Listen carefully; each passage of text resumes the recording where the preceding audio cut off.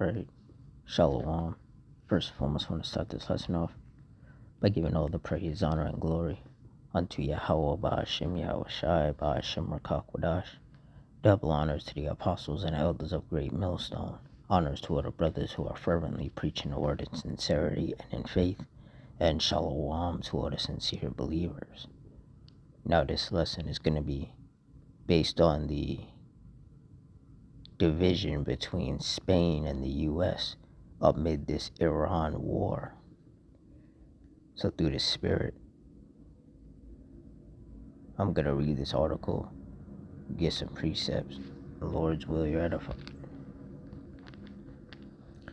It says, Spain rejects White House claim it agreed to cooperate with U.S. forces amid Iran war. Said the White House says Spain will now cooperate with the U.S. military over the Iran conflict. Madrid, however, has categorically rejected this assertion.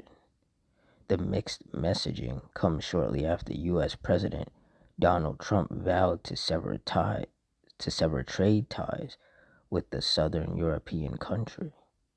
Spanish Prime Minister Pedro Sanchez has emerged as one of the EU's leading critics of U.S. and Israeli strikes against Iran.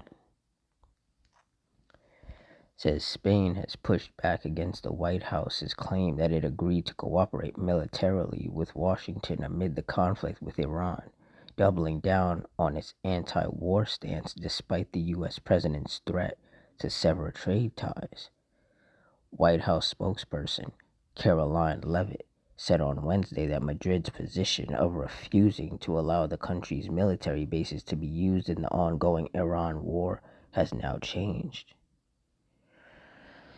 With respect to Spain, I think they heard the president's message yesterday loud and clear, and it's my understanding over the past several hours they've agreed to cooperate with the U.S. military, Leavitt told reporters.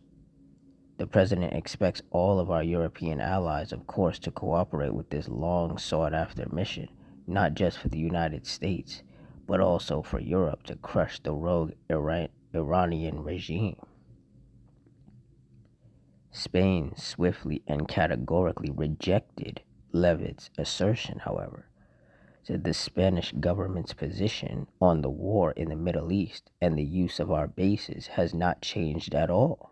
Foreign Minister Jose Manuel Alvarez told private radio station Cadena Ser, according to Reuters. The chaotic messaging between two NATO allies comes shortly after U.S. President Donald Trump vowed to cut off all trade with Madrid, calling Spain terrible and repeating his criticism of Spain's defense spending.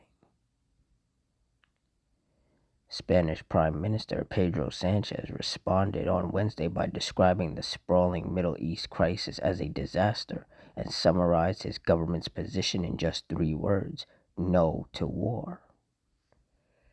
So this just goes to show how Esau is, because the Prime Minister of Spain said no to allowing the U.S. to use their military bases to continue to conduct this illegal war on Iran. But yet, Caroline Leavitt is like, I think they heard Trump's message loud and clear. This is how Esau thinks. He thinks he's so big and bad and everyone's just supposed to cower to him and do what he says. Even if that means that they're going to get screwed over because they're getting dragged into some nonsense that they don't want to be a part of. Spain doesn't want to get bombed. And they know that if they take the U.S.'s side, then that's putting them in the crosshairs of Iran. And they don't want that. But you see, Trump doesn't care. He doesn't care about anybody. And a lot of people are starting to realize that.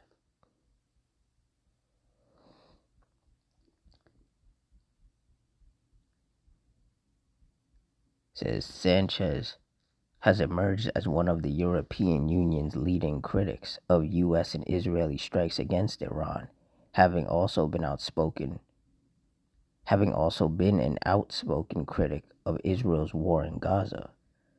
Arantxa Gonzalez, former foreign minister of Spain, told CNBC on Thursday that Trump's attacks on Sanchez were not the first time the U.S. president has criticized a European leader. British Prime Minister Keir Starmer, Ukrainian President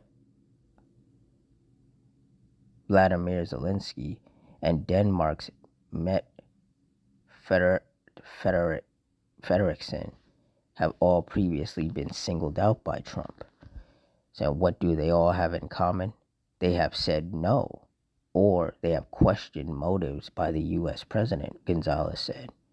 She added that political leaders who stood firm were more likely to be in a better position over the long term. And that's right. And they understand that. They're like, listen, in the long term, things will be better for us. We can't, just cower to Trump and do what he wants, because that's going to screw us up. So them saying no and refusing to go along with whatever nonsense Trump has decided he wants to do will ultimately fare them better. Says Gonzalez, who now serves as the dean of the Paris School of International Affairs at Sciences Po, also issued a warning to Washington over Trump's threat to sever trade ties with Madrid. Said, let me say that it would be foolish of the U.S. to have a trade embargo on a country with which it has a trade surplus. The U.S. has a trade surplus with Spain. President Trump always complains about imbalanced trade relationships. Well, here is a great trade relationship where he is winning, Gonzalez told CNBC's Fox Europe on Thursday. Said Trump's threat to punish Spain on trade is widely thought to be a challenging prospect to deliver on, given that the 27 EU nations negotiate trade agreements collectively. Said Spain does not have an autonomous trade policy. Spain's trade policy is in the European Union's trade policy, Gonzalez said. Said, let's keep calm, cool heads. This is not the first time that we have seen threats of this kind. Spain's IBEX 35 index was the top performer among Europe's major bourses on Thursday afternoon, up around 0.7%. The Pan-European Stocks 600 index, meanwhile, was last seen up 0.2%. Said, I'm actually very positive on the fact that there has been solidarity with Spain. There has been clearly a united position that it is unacceptable to try to bully individual countries into specific political positions, said Guntram Wolff, senior fellow at Bruegel, a Brussels-based economic think tank. Said the U.S. president can disagree with them. And also among Europeans, we can disagree on substance. But what is not acceptable is that an individual European ally gets singled out and gets bullied, Wolff told CNBC's Europe's early edition on Thursday. Said Europeans have learned the lessons and know that they need to stick together, he added. Yeah, so basically, people are letting it be known that, they're not going to allow themselves to be bullied by Trump. Trump wants to just tell everybody that, hey, I can do what I want to do, and you just have to go along with it, and they're telling him no. And Trump is like a toddler who's never been told no, and that's why when he gets told no, he throws a tantrum. But nobody cares. Everybody's like, listen, this war that you have with Iran right now, it's an illegal war.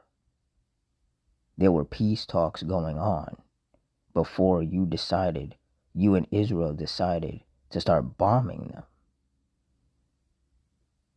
Like, Spain is like, we're not about to get dragged into your nonsense. Whatever happens is going to happen to you. It's not going to happen to us because we're not putting ourselves in the middle of it. And that's a smart move to make by them. But yeah, this division is just going to increase because the US and Israel are going to continue to make these illegal, wicked, unrighteous moves. And these other nations, these other countries are going to continue to want to separate themselves and just not partake in it because they know that that puts their country and their citizens in danger. Luke 12:51, suppose ye that I am come to give peace on earth? I tell you nay, but rather division. And that's exactly what's happening. There's division. There's countries that are co-signing what Israel and the US have done with Iran, and there are countries who are against and condemning what Israel and the US are doing to Iran. So there's a lot of division, and that division is just going to increase. And more nations, more countries are going to separate from being allies with America. Because clearly, being allies with America means you're going to get dragged into a lot of stuff that you don't want to, including wars. I have the definition of division here. It says division among people refers to the separation of individuals or groups based on social, political, or cultural differences, resulting in distinct, often conflicting subgroups. It is characterized by a us versus them mentality, leading to social fragmentation, reduced cohesion, and in some cases, inequality in access to resources and opportunities.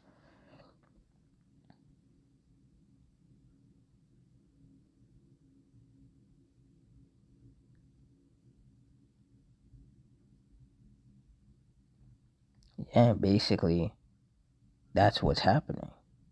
The Lord is dividing these nations. And it is becoming an us versus them mentality. And in the end, the US and Israel are going to be left all by themselves.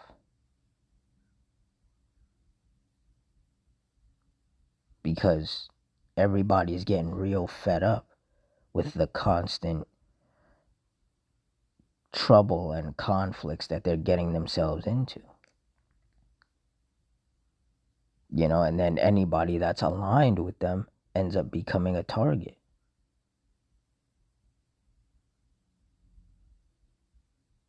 And also, you got Trump out here thinking that this is the Wild West. And, he's just threatening everybody. Oh, if you don't do what I say, you don't do what I want, I'm going to put tariffs on you, or I'm going to sever trade ties with you. And, just all of these childish threats that he's making. Just because people don't want their country to get bombed, because they don't want to participate in an illegal war. And that article proved how easily Esau lies, because Caroline Levitt, she was like, oh yeah, things are fine. I think Spain is gonna, do what Trump wants. And Spain's prime minister said, no, we still said no to war. Like, we're still not going to, bend the knee, so to speak, and do what Trump wants. We're not going to allow you to use our military bases.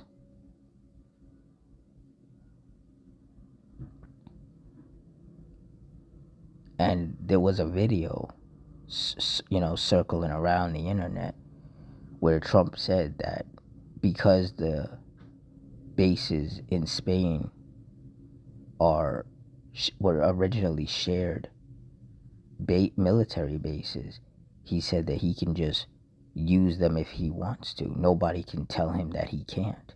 And that right there is that's the mindset of a white man, is that he can do whatever he wants and nobody can tell him otherwise. But you see, because we're in the last days, the Lord is going to start having it where it's not only are these other countries going to start telling him no more often, going to start telling Trump no more often. If he, tries anything, tries to hurt them in any way, it's going to backfire severely on Trump and on the American people as well. You see, in Proverbs 16 and 18, it says, pride goeth before destruction, and an haughty spirit before a fall. Trump has a lot of pride. He really thinks that he's just this big bad white man who can just go around the world and bully everybody and nothing's going to happen to him. But what he doesn't understand is that there's about to be a whole lot that happens to him and Netanyahu. There's going to be a lot that's about to happen to the U.S. and Israel. A lot of negative things are about to happen.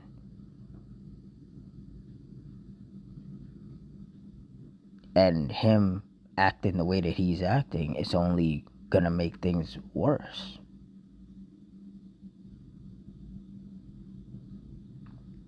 You see, the Lord is about to humble Esau. He's about to bring these Edomites down. And that's something that these Edomites don't see coming.